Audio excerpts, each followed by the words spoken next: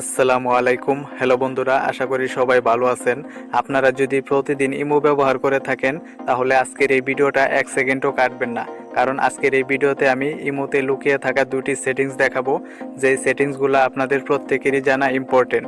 তো বন্ধুরা, এই সেটিংস দুটি কী এবং আপনাদের কোন কোন উপকারে আসবে তা জানার জন্য এই ভিডিওটা শেষ পর্যন্ত কন্টিনিউ করবেন।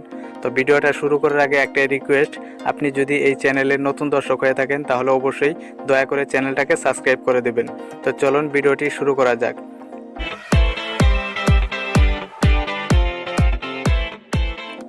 ওকে বন্ধুরা, এই সেটিংসগুলো জানার জন্য আপনারা আপনার ফোনের ইমো অ্যাপ্লিকেশনটি ওপেন করবেন। তো ইমো ওপেন করার পর নিচের দিকে একটা প্লাস আইকন পেয়ে যাবেন, আপনারা এই প্লাস আইকনে ক্লিক করবেন। তারপর এখানে মোর অপশনে ক্লিক করবেন। তো মোরে ক্লিক করার পর এখানে সেটিংসে ক্লিক করবেন। তো সেটিংসে আসার পর এখানে 3 নম্বরে একটা অপশন দেখতে পাচ্ছেন প্রাইভেসি, আপনারা এই প্রাইভেসিতে ক্লিক করে দিবেন। তো প্রাইভেসিতে ক্লিক করে দেওয়ার পর এখানে 2 নম্বরে একটা অপশন পেয়ে যাবেন রেড রিসিপ্ট, তো আপনারা এই অপশনে ক্লিক করবেন। তো রেড রিসিপ্টটা কি?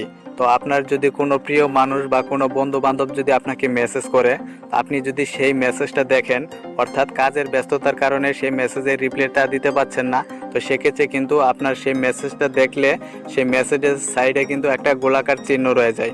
তো এই ক্ষেত্রে কিন্তু আপনার সেই বন্ধু অথবা সেই প্রিয় মানুষটি কিন্তু বুঝতে পারে যে আপনি তার মেসেজটি দেখেছেন এবং আপনি তার মেসেজটা দেখে কোনো রিপ্লাই দেননি। তো সেক্ষেত্রে কিন্তু সে মনে মনে রাগ করে।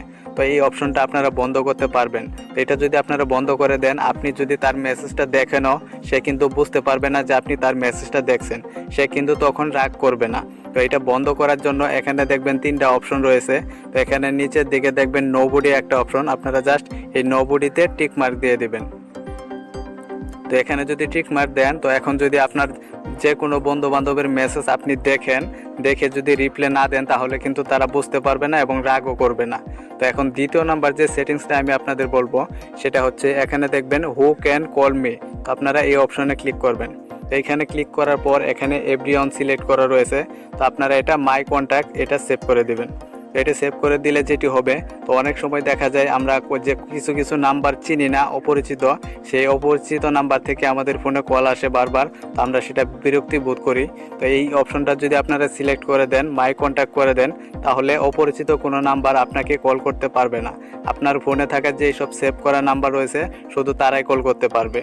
তো বন্ধুরা, আজকের এই সেটিং দুইটা যদি আপনাদের ভালো লেগে থাকে তাহলে ভিডিওতে একটি লাইক দিয়ে দিবেন, আর যারা এখনও চ্যানেলটাকে সাবস্ক্রাইব করেনি প্লিজ দয়া করে চ্যানেলটা সাবস্ক্রাইব করে দিবেন।